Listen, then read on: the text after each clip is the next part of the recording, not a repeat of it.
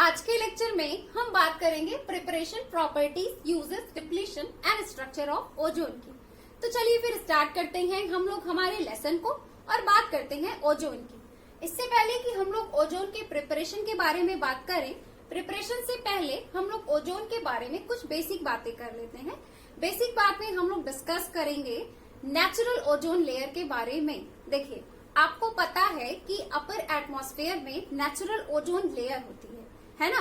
तो पहले हम लोग थोड़ी सी बातें उस नेचुरल ओजोन लेयर के बारे में कर लेते हैं, देन उसके बाद हम लोग आते हैं प्रिपरेशन, प्रॉपर्टीज और यूजेस वगैरह में।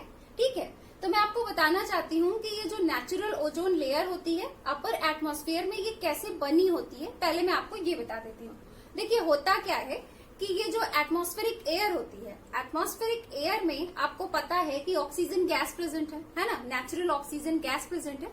तो होता क्या है, जब ऑक्सीजन गैस में सन रेस पड़ती है तो सन रेस के पड़ने की वजह से ऑक्सीजन के जो मॉलिक्यूल्स होते हैं उनकी जो होती है एनर्जी थोड़ी सी बढ़ जाती है।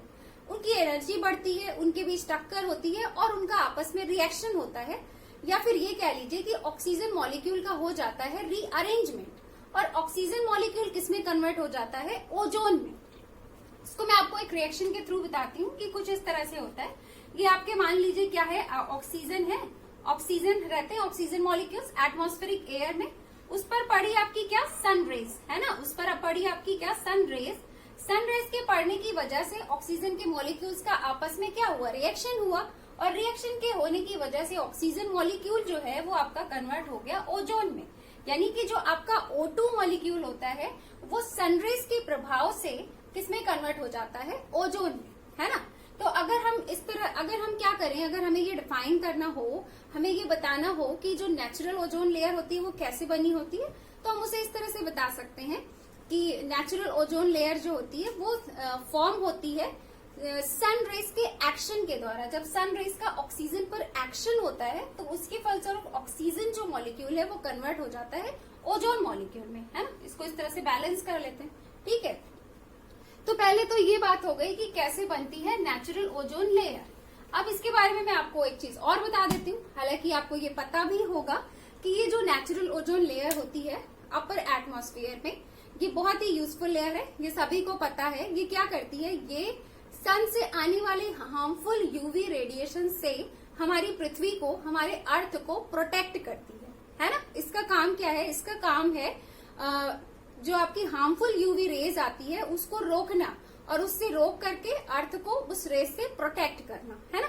ये एक बेसिक बात ये भी हो गई। चलिए, एक बात मैं आपको और बता दूं कि ये जो आपका ओजोन होता है, ओजोन क्या होता है? ये आपका ऑक्सीजन का एक एलोट्रॉप है। ये बात मैं आपको बता भी चुकी हूँ, है ना। ये आपका एक ट्राई एटॉमिक मॉलिक्यूल है जो कि क्या है? जो कि ऑक्सीजन का एलोट्रॉप है। तो ये तो कुछ बातें हो गई ओजोन के बारे में, कुछ बेसिक बातें हो गई, है ना। चलिए अब आ जाते हैं हम लोग ओजोन के प्रिपरेशन में, कि हमें इसे जैसे लैब में प्रिपेयर करना हो तो हम कैसे ओजोन को प्रिपेयर करेंगे। तो अब आ जाते हैं हम लोग ओजोन के प्रिपरेशन में। तो प्रिपरेशन में मैं आपको बताना चाहूंगी कि ये बहुत ही सिंपल प्रोसेस है। सिंपल प्रोसेस इस तरह से है कि इसके लिए क्या किया जाता है, पहले प्योर ऑक्सीजन लिया जाता है, प्योर एंड ड्राई ऑक्सीजन लिया जाता है। प्योर एंड ड्राई ऑक्सीजन में प्रोवाइड किया जाता है आपका silent electric discharge. Silent electric discharge को प्रोवाइड करने पर सेम चीज होती है कि वही ऑक्सीजन मॉलिक्यूल्स की एनर्जी बढ़ती है, उनका आपस में रिएक्शन होता है और उसके फलस्वरूप आपका बन जाता है ओजोन। एक बात मैं आपको और बताना चाहूंगी कि ये जो आपका ओजोन का प्रिपरेशन है ये आपका एक एंडोथर्मिक प्रोसेस है।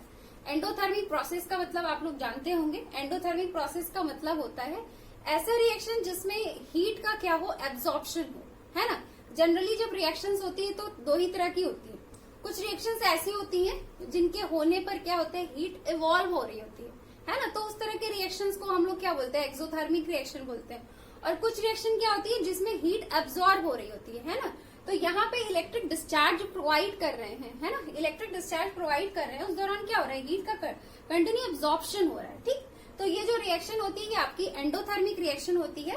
और मैं आपको एक बात और बताना चाहूंगी, और शायद आपको ये पता भी हो कि एंडोथर्मिक रिएक्शन के लिए एंथैल्पी क्या होती है? एंथैल्पी पॉजिटिव होती है। इसीलिए यहाँ पे डेल्टा एच की वैल्यू क्या है? पॉजिटिव है। डेल्टा एच यानी कि एंथैल्पी।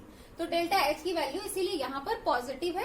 और कितनी एंथैल्पी होती है इस ओजोन के प्रिपरेशन की, ये आपकी होती है 285.4 किलो जूल। ओके, तो यहाँ पे हमारा ओजोन का प्रिपरेशन भी कंप्लीट हो गया है। चलिए हम लोग ओजोन के प्रॉपर्टीज की बात करते हैं। पहले हम लोग फिजिकल प्रॉपर्टीज डिस्कस कर लेते हैं, देन हम बात करेंगे केमिकल प्रॉपर्टीज की। तो फिजिकल प्रॉपर्टीज में मैं आपको ये बता देती हूँ कि ओजोन जो होता है ये ऑर्डिनरी टेम्परेचर पर एग्जिस्ट करता है गैसियस फेज में। ठीक है, अगर इसके फिजिकल स्टेट की बात की जाए ऑर्डिनरी टेम्परेचर पर, तो इसका फिजिकल स्टेट क्या होता है, गैस होता है। अब मैं एक चीज आपको और बता देती हूँ कि ओजोन जो होता है इसका कलर जो होता है वो फिजिकल स्टेट के चेंज होने के साथ साथ चेंज होता है। जैसे कि यहाँ पे जब ये गैस स्टेट में होता है तो उस वक्त इसका कलर क्या होता है, उस वक्त इसका कलर होता है हल्का नीला। हल्का नीला इसका कलर होता है और इसका अपना कैरेक्टरिस्टिक ऑर्डर होता है। ठीक है, लेकिन जब हम इसे क्या करते हैं, इसे हम लोअर टेम्परेचर पर रखते हैं तो ये जब लिक्विफाई हो जाता है तो लिक्विड फेज में इसका कलर चेंज हो जाता है। लिक्विड फेज में इसका कलर थोड़ा सा और डार्क हो जाता है, यानी कि लाइट ब्लू से आपका ये डीप ब्लू हो जाता है। और अगर हम इसे सॉलिडिफाई कर दें तो इसका कलर और डार्क हो जाएगा, तब इसका कलर हो जाएगा आपका वायलेट ब्लैक। ठीक है, तो ये तो कुछ इसकी सिंपल सी ऑर्डर और कलर प्रॉपर्टी और फिजिकल स्टेट के बारे में बात हो गई। अब आ जाते हैं हम लोग इसके मेल्टिंग पॉइंट में। तो इसका मेल्टिंग पॉइंट होता है 80.6 केल्विन और इसका बॉइलिंग पॉइंट होता है 161.2 केल्विन। चलिए अब हम लोग क्या करते हैं, इसके केमिकल प्रॉपर्टीज को डिस्कस कर लेते हैं। तो केमिकल प्रॉपर्टी के बारे में मैं आपको बताना चाहूंगी कि इसकी पहली केमिकल प्रॉपर्टी है ऑक्सीडाइजिंग प्रॉपर्टी। जो आपका ओजोन होता है ये आपका बहुत ही अच्छा ऑक्सीडाइजिंग एजेंट होता है। तो इससे पहले कि मैं आपको इसके ऑक्सीडाइजिंग एक्शंस के बारे में बताऊं, पहले हम लोग ये डिस्कस कर लेते हैं कि ऑक्सीडाइजिंग एजेंट का मतलब क्या होता है। ऑक्सीडाइजिंग एजेंट हम इसे क्यों कहते हैं, है ना। तो जो ओजोन है ये बहुत ही अच्छा स्ट्रॉन्ग ऑक्सीडाइजिंग एजेंट होता है। इसे हम लोग बहुत ही अच्छा स्ट्रॉन्ग ऑक्सीडाइजिंग एजेंट कहते हैं। उसके पीछे रीजन ये होता है कि जब हम इसका रिएक्शन किसी कंपाउंड के साथ कराते हैं तो ये सामने वाले कंपाउंड को, सामने वाला कंपाउंड मतलब जिसमें थोड़ा बहुत रिड्यूसिंग कैरेक्टर हो, सामने वाले कंपाउंड का ये क्या कर देता है, ऑक्सीडेशन कर देता है। सामने वाले कंपाउंड का चूंकि ये ऑक्सीडेशन कर देता है, इस वजह से हम इसे क्या बोलते हैं, एक गुड ऑक्सीडाइजिंग एजेंट बोलते हैं। एक चीज मैं आपको और बता दूं कि ओजोन की ये जो ऑक्सीडाइजिंग एजेंट वाली प्रॉपर्टी है, जो इसका ऑक्सीडाइजिंग कैरेक्टर है, ये ऑक्सीजन से भी ज्यादा होता है। ऑक्सीजन से भी ज्यादा बेटर ये क्या है, ऑक्सीजन से बेटर ऑक्सीडाइजिंग एजेंट है ये। अब सवाल ये है कि ऐसा क्यों है, क्यों ये एक बेटर ऑक्सीडाइजिंग एजेंट है ना। तो पहले इस चीज को समझ लें। तो इसके पीछे का रीजन ये है कि ओजोन में क्या होता है, ओजोन जो होता है ये इजिली डीकम्पोज हो सकता है। किसमें डीकम्पोज हो सकता है easily, oxygen plus nascent oxygen में। Oxygen plus nascent oxygen atom में ये इजिली ब्रेक हो सकता है। इस वजह से ओजोन जो होता है ये बहुत ही अच्छा ऑक्सीडाइजिंग एजेंट होता है। देखिए होता क्या है, ये जो नेसेंट ऑक्सीजन होता है ना, इसकी रिएक्टिविटी ऑक्सीजन मॉलिक्यूल से कहीं ज्यादा होती है। ये बहुत ही ज्यादा रिएक्टिव होता है, मोर रिएक्टिव होता है। तो चूंकि ओजोन के पास क्या है, ब्रेक होकर के इस नेसेंट ऑक्सीजन को बनाने की एबिलिटी है, इसी की वजह से क्या होता है, इसी की वजह से ओजोन बहुत ही अच्छा ऑक्सीडाइजिंग एजेंट होता है। चलिए ये तो पहले बात हो गई कि ये अच्छा ऑक्सीडाइजिंग एजेंट होता है। अब हम लोग इसके कुछ रिएक्शंस को देख लेते हैं, है ना। तो इसके कुछ एग्जांपल्स को देख लेते हैं जहां पे ये अपना ऑक्सीडाइजिंग कैरेक्टर शो कर रहा है। तो इसका पहला एग्जांपल ये हो गया कि जब हम लोग ओजोन का रिएक्शन लेड सल्फाइड के साथ कराते हैं तो ये लेड सल्फाइड को कन्वर्ट कर देता है लेड सल्फेट में। इसी तरह से इसका सेकंड एग्जांपल ये है कि जब हम ओजोन का रिएक्शन पोटेशियम आयोडाइड के सॉल्यूशन के साथ कराते हैं तो ये क्या करता है, ये आयोडाइड को कन्वर्ट कर देता है आयोडीन में। कैसे करेगा, देखिए आपने क्या किया, आपने पोटेशियम आयोडाइड का सॉल्यूशन लिया और उसमें मिला दिया क्या, ओजोन। तो पहले क्या होगा, पहले तो ओजोन अपना ब्रेक हो जाएगा oxygen molecule plus nascent oxygen में, है ना। अब ये तुरंत नेसेंट ऑक्सीजन एटम जो है, ये नेसेंट ऑक्सीजन एटम है, ये क्या करेगा, ये तुरंत आएगा पोटेशियम आयोडाइड के साथ रिएक्शन करके आयोडीन को कन्वर्ट कर देगा, किसमें, आपके आयोडीन में। आयोडाइड को किसमें कन्वर्ट कर देगा, आयोडीन में।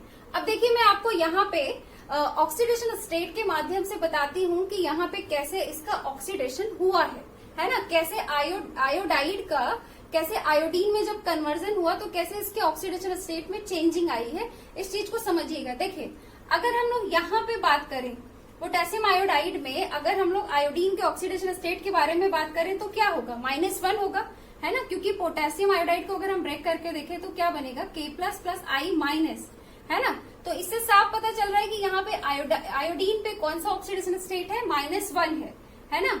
यहाँ पे ये आयोडाइड स्टेट में है, आयोडाइड स्टेट में है, और इस पे कौन सा ऑक्सीडेशन स्टेट है, -1 है।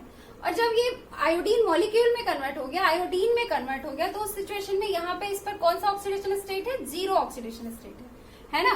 -1 से 0 ऑक्सीडेशन स्टेट में कन्वर्ट होने का क्या मतलब है, इलेक्ट्रॉन लूज हुआ है ना। इससे I से क्या हुआ, I से इलेक्ट्रॉन लूज हुआ है, इलेक्ट्रॉन लूज हुए तभी ये -1 से 0 ऑक्सीडेशन स्टेट में गया है। इसका मतलब इसका क्या हुआ है, इसका ऑक्सीडेशन हुआ है। क्यों इसका ऑक्सीडेशन हुआ है, क्योंकि ओजोन के साथ इसका रिएक्शन हुआ है। ओजोन बहुत ही अच्छा ऑक्सीडाइजिंग एजेंट है, ये सामने वाले का क्या कर देता है, सामने वाले का ऑक्सीडेशन कर देता है ना। तो चलिए ये भी आप समझ गए कि कैसे जब ओजोन का रिएक्शन पोटेशियम आयोडाइड सॉल्यूशन के साथ कराया जाता है तो ये आयोडीन में कन्वर्ट हो जाता है।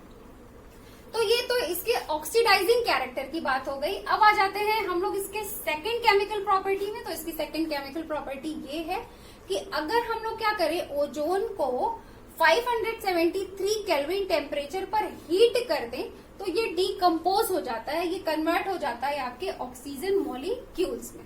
ठीक है, तो यहाँ पे हमारा ओजोन की केमिकल फिजिकल प्रॉपर्टी और केमिकल प्रॉपर्टी दोनों प्रॉपर्टीज भी कंप्लीट हो गई है।